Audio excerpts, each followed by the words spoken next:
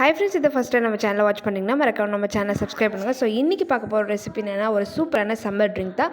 இது வந்து முலாம்பழமும் சொல்லுவாங்க, கிர்னி பழமும் சொல்லுவாங்க. இந்த ஜூஸ் எப்படி செய்ய போகிறதா பார்க்கலாம். வீடியோ ஸ்கிப் பண்ண பாருங்கள். வாங்க வீடியோ. ஃபர்ஸ்ட் வந்து பழத்தை ரெண்டாக வந்து கட் பண்ணிடலாம். ஸோ கட் பண்ணதுக்கப்புறமா சீடை வந்து ரிமூவ் பண்ணிடுங்க. ஸோ சீட் ரிமூவ் பண்ணதுக்கப்புறமா ஒரு பவுலில் நல்லா வந்து பீசஸாக வந்து கட் பண்ணி போட்டுடலாம். இப்போ வந்து பார்த்திங்கன்னா சீட் ரிமூவ் பண்ணதுக்கப்புறமா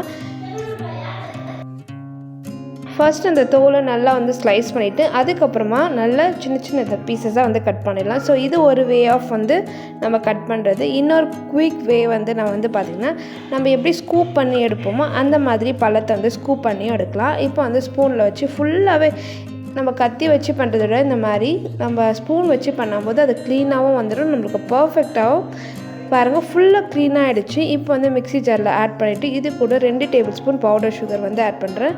ஸோ பவுடர் சுகர் ஆட் பண்ணி நல்லா கிரைண்ட் பண்ணி எடுத்துக்கலாம் நம்ம. இப்போ வந்து சர்வ் பண்ண ஸ்டார்ட் பண்ணலாம். இதுக்கு கொஞ்சமாக ஐஸ் க்யூப்ஸ் வச்சு நம்ம சர்வ் பண்ணலாம்.